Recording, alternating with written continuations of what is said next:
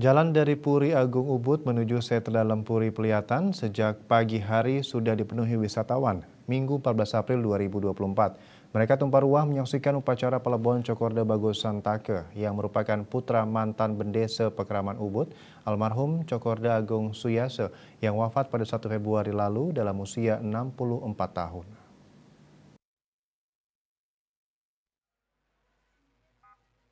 Ribuan wisatawan tampak memadati Catuspata Ubud untuk menyaksikan rangkaian upacara Pelebon. Wisatawan banyak yang mengabadikan Bade Tumpang Sembilan atau Tumpang Sie, Naga Bande, dan Lembu.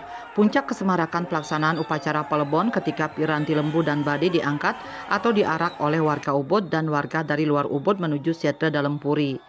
Cokoda Rake Kartiase Cok Ibah yang merupakan penglingsir Puri Sarenkau, Puri Agung Ubud mengatakan, pelaksanaan Pelebon ini tentu berimbas pada kemacetan. Ini realita yang terjadi dan merupakan bagian dari kreativitas dalam wujud tampilan ritual dan budaya. Namun Pelebon akan berdampak positif terhadap sektor pariwisata di Ubud pada khususnya.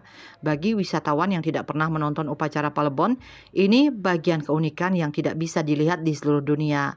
Pelebon ini sebenarnya bukan sebuah festival, melainkan yadnya atau persembahan. Memang bagi wisatawan ini terlihat sebagai sebuah festival. Wirnaya Bali Pos.